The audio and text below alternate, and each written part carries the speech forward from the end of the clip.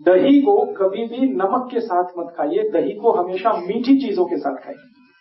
दही को शक्कर के साथ खाइए, दही को गुड़ के साथ खाइए, दही को बूरे के साथ खाइए, दही को खांड के साथ खाइए, दही कभी भी नमक के साथ। क्यों? मैं आपको एक छोटा एक्सपेरिमेंट करने के लिए बोलता हूं। आप बाजार में जाइए, कोई भी साइंटिफिक इंस्ट्रूमेंट की दुकान से एक लेंस खरीद लाइए, छोटी चीजों को बड़ा दिखाने वाला जो लेंस होता है, मिल जाता है, 10-12 रुपए का आएगा।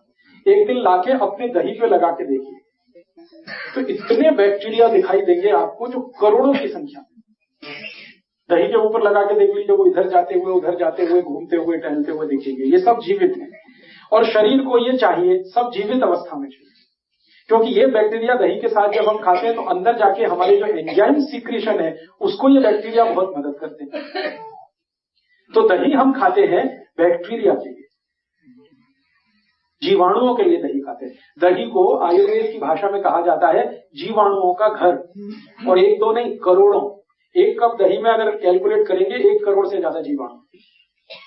अब होता क्या है कि ये 1 कप दही में जो 1 करोड़ जीवाणु है, ये जीवित आपने खा लिए तो बहुत अच्छा है, शरीर को बहुत काम आने वाले। लेकिन उसी 1 कप दही में 1 चुटकी नमक आपने डाला, 1 मिनट में सारे जीवाणु मर जाएंगे। 1 ही मिनट लगता है उनको मरने। अब वो मर गए तो आपने दही नहीं खाई है, जीवाणुओं की लाश खाई है।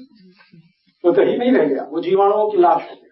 अब वो अंदर गया तो दही के नाम पे आपने खा तो लिया, लेकिन उसके जो फंक्शन है बॉडी के लिए वो काम नहीं आने वाले।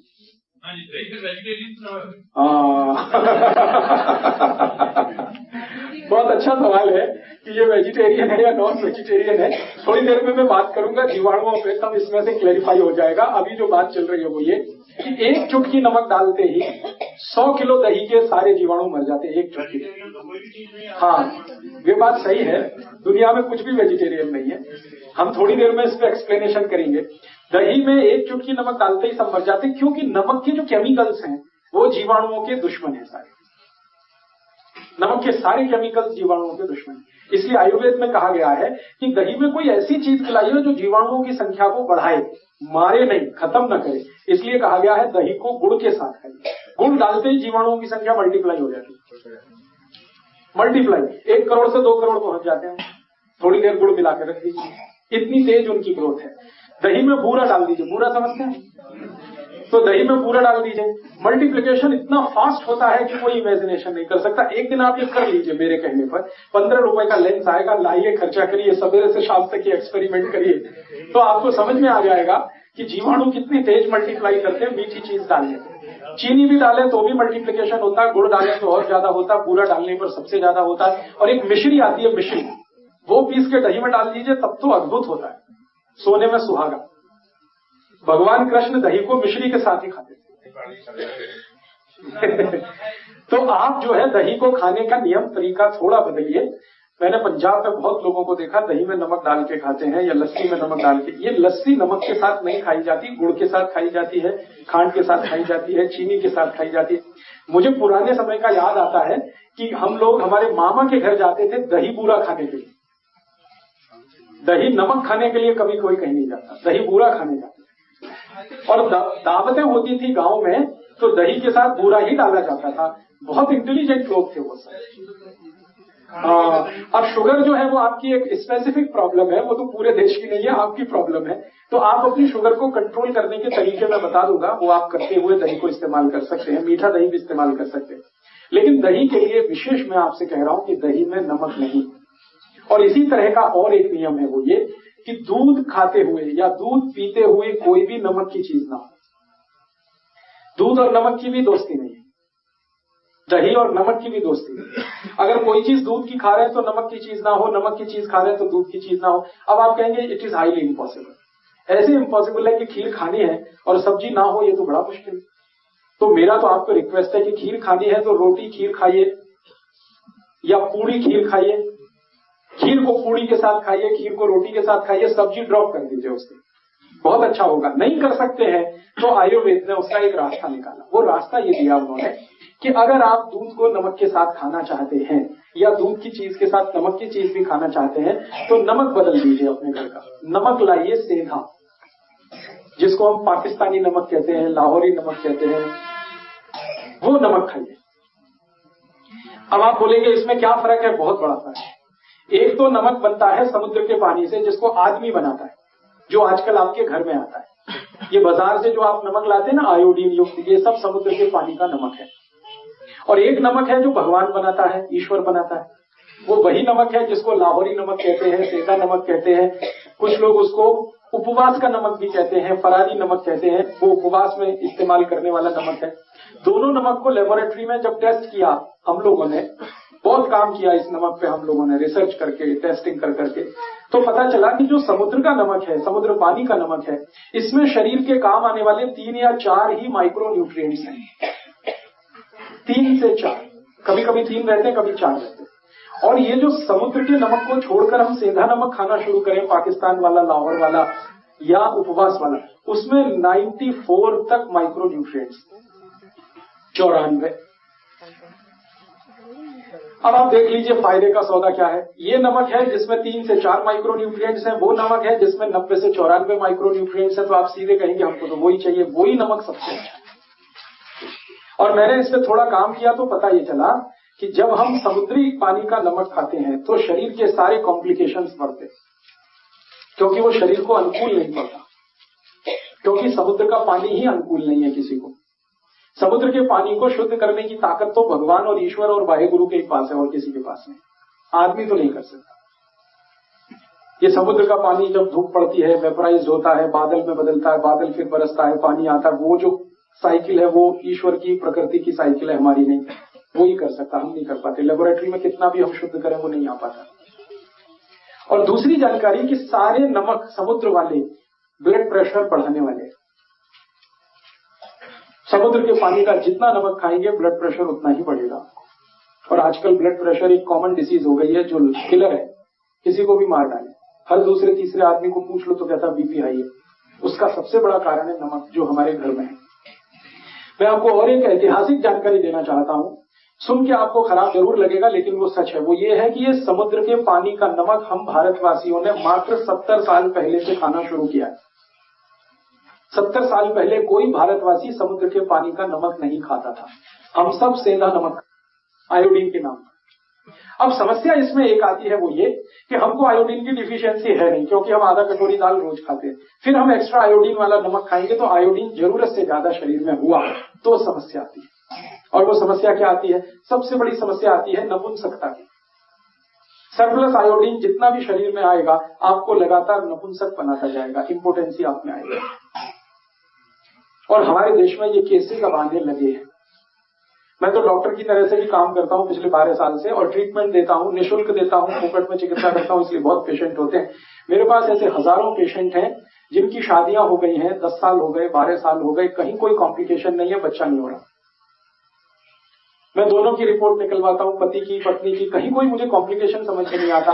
लास्ट में फिर मैं डायग्नोसिस करते हुए आयोडीन का चेक करवाता हूं तो उनके ब्लड में जरूरत से ज्यादा आयोडीन मिलती है। जरूरत से ज्यादा आयोडीन ब्लड में अगर है तो ये क्या करेगी? आपके स्पर्म काउंट कम कर देगी अगर आप पुरुष हैं तो, और अगर स्त्री है तो आपका ओव्यूलेशन का काम खत्म कर देगी, और फिर आप मां या पिता नहीं बन पाएंगे। ऐसे हजारों केस आ रहे।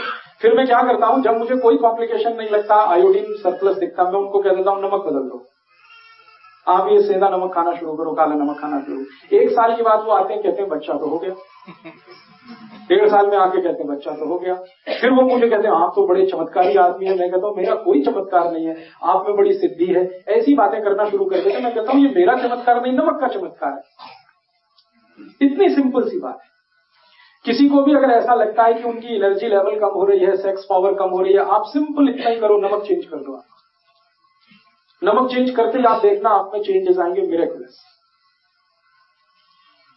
तो नमक का हमारे देश में आज के जमाने में टीवी का हैमरिंग कर करके, विज्ञापन कर करके हमारा ऐसा दिमाग खराब किया है कि हर व्यक्ति को लगने लगा आयोडीन युक्त नमक नहीं खाएंगे तो मेरा बेटा ऐसा पैदा होगा जैसा उसका टीवी में दिखाते हैं, या आयोडीन नमक नहीं खाएंगे तो मेरा गला ऐसा हो जाएगा जैसा टीवी में दिखाते हैं। दिमाग खराब हो जाएगा। मैंने कभी नहीं खाया, मुझे ना दिमाग खराब है, ना कोई गहरा रोग है, ना कोई तकलीफ है। ऐसे बहुत सारे लोग हैं। तो आप ये विज्ञापनबाजी में मत जाइए। ये तो सरकार के विज्ञापन है, और सरकार के विज्ञापन कुछ वेस्टेड इंटरेस्ट के साथ हैं। स्वार्थ क्या है इसमें? नमक बनता है समुद्र का 15 पैसे किलो, आप जानते हैं। क्योंकि उसको बनाने में खर्चा कुछ नहीं है। समुद्र का पानी है, मुफ्त का है। सूरज की रोशनी है, वो भी मुफ्त की है। मशीन कोई लगती नहीं। 15 पैसे किलो का नमक बनता है। अब उसको बेचना है 10 रुपए किलो, तो कैसे बिकेगा? तो कुछ उसमें शिगुफा लगाना पड़ेगा। तो वो बताना शुरू करते हैं आयोडाइज्ड है, आयोडीन युक्त है, एक्स्ट्रा फ्री फ्लो है। ये सब आपको बोल बोल के उल्लू बनाते हैं। नमक को एक्स्ट्रा फ्री फ्लो है। एक्स्ट्रा फ्री फ्लो माने वो दाना दाना गिरता है। मैं आपको जो किस्सा समझाना चाहता हूं वो यही, दाना दाना नमक गिरना ही नहीं चाहिए। नमक कभी भी एक्स्ट्रा फ्री फ्लो होना नहीं चाहिए, नहीं तो वो नमक नहीं रहेगा। एक्स्ट्रा फ्री फ्लो करने के लिए पता है क्या किया जाता है? नमक की जो नमी है उसको निकाला जाता है। और नमक की क्वालिटी है कि वो नमी को एब्जॉर्ब करता है। खुला हुआ नमक यहां रख दो, सूखा हुआ, 10 मिनट के बाद आप देखेंगे वो गीला गीला हो जाएगा। वातावरण में जितनी भी ह्यूमिडिटी है उसको वो खींचता है। इसी की क्वालिटी है नमक की। अब वो नमी को निकालने के लिए केमिकल डालते हैं, उसका नाम है एल्यूमिनियम सिलिकेट। और ये केमिकल और भी खतरनाक। एक तो डाल दिया पोटेशियम आयोडेट जो इनऑर्गेनिक है, ऊपर से डाल दिया एल्यूमिनियम सिलिकेट उसको एक्स्ट्रा फ्री फ्लो बनाने के लिए। ये दोनों समस्याएं हमारे शरीर को बहुत कॉम्प्लिकेशन दे रही हैं। अब मैं आपको एक और जानकारी देना चाहता हूं जो आपको होनी ही चाहिए। यूरोप और अमेरिका में एक्स्ट्रा फ्री फ्लो नमक की जरूरत है। उनको जरूरत है। क्यों? क्योंकि उनके यहां सब्जी बनाना किसी को नहीं आता। वो बनी बनाई सब्जी लाते हैं जो पैकेट में आती है, डब्बा बंद आती है। और बनी बनाई सब्जी में नमक मिला के पैकेट नहीं बना सकते, नहीं तो खराब हो जाती है। तो वो बिना नमक की सब्जी बना के पैकेट में बंद करके अमेरिका में बेचा जाता है, कनाडा में बेचा जाता है, यूरोप में बेचा जाता है। अब उस सब्जी को खाने के लिए जब प्लेट पे डालेंगे तो ऊपर से नमक डालना पड़ता है, इसलिए उनको एक्स्ट्रा फ्री फ्लो नमक चाहिए। हमारे हिंदुस्तान में बिल्कुल उल्टा है। हमारे हिंदुस्तान में ऐसा कोई घर नहीं है जिसको सब्जी बनाना ना आता हो। अमेरिका में ऐसा कोई फैमिली नहीं है जिसको सब्जी बनाना आता हो। वो प्रोफेसर हो सकते हैं, डॉक्टर हो सकते हैं, मैनेजर हो सकते हैं, इंजीनियर हो सकते हैं, लेकिन सब्जी बनाना किसी को नहीं आता। रोटी बनाना नहीं आता, पराठा बनाना नहीं आता, पूड़ी बनाना नहीं आता, कुछ भी नहीं आता उनको। तो इस टेक्नोलॉजी में हम ही मास्टर हैं और कोई नहीं। हाँ, कुछ आता ही नहीं है। वो तो बाजार से पाव रोटी खरीद लाते हैं, डबल रोटी खरीद लाते हैं, उसको ऐसे काट लो, ऐसे काट लो, बीच से काट लो, उसमें कुछ भर लो, खा लो। हालांकि वो बनती गेहूं के आटे से ही है। हम भी गेहूं के आटे से पूड़ी बनाते हैं, पराठा बनाते हैं, ये बनाते हैं। हम 100 आइटम बनाते हैं गेहूं के आटे से। उनको एक ही आइटम बनाना आता है, वो पाव रोटी, डबल रोटी, वो भी सड़ाकर, फर्मेंटेशन कराकर 6-6 दिन सड़ाना पड़ता है आटे को, मैदा बना के, तब वो बनती है। तो उनकी प्रॉब्लम है, सब्जी बना नहीं सकते, दाल बना नहीं सकते, आती है नहीं, टेक्नोलॉजी उनको किसी ने बताई नहीं, उन्होंने कभी ली भी नहीं दोनों की दुनिया के किसी देश से। तो उनको ऊपर से नमक डाल के खाना पड़ता है। सलाद में डालेंगे, सब्जी में डालेंगे, तो उनको एक्स्ट्रा फ्री फ्लो चाहिए। हमारे यहाँ तो उल्टा है, हम तो सब्जी बनाते समय नमक डालते हैं। आपको मेरा पॉइंट समझ में आ रहा है? हम सब्जी बनाते समय नमक डालते हैं, हमको एक्स्ट्रा फ्री फ्लो की जरूरत ही नहीं। क्योंकि हमारे यहाँ दाल बनाते हुए नमक डाला जाता है, सब्जी पकाते हुए नमक डाला जाता है। हम सब्जी बनने के बाद नमक डाल के नहीं खाते। हम सब्जी बनाते हुए नमक डालते हैं, उसमें बॉइलिंग आता है, उबाल आता है, फिर जाके हम वो सब्जी खाते हैं। तो हमको एक्स्ट्रा फ्री फ्लो की जरूरत नहीं है, लेकिन सरकार हमको भी जबरदस्ती वो नमक खिला रही है एक्स्ट्रा फ्री फ्लो के नाम पर। तो हमारे शरीर में एल्यूमिनियम सिलिकेट बढ़ता जा रहा है और उसके कारण लंग्स इंफेक्शन की बीमारियां हैं। दमा है, अस्थमा है, ब्रोंकियल अस्थमा है, ट्यूबरकुलोसिस है, क्योंकि एल्यूमिनियम सिलिकेट बहुत खराब केमिकल है। एल्यूमिनियम का ही नाम आप जानते हैं, वो बहुत खराब है, हैवी मेटल है, वो सब डिपॉजिट होता है, फ्लश आउट नहीं हो सकता बॉडी से। इसलिए मेरी आप सबको हाथ जोड़कर विनती है कि जो जिंदगी भर आप स्वस्थ रहना चाहते हैं तो नमक तो आज से ही बदल दीजिए।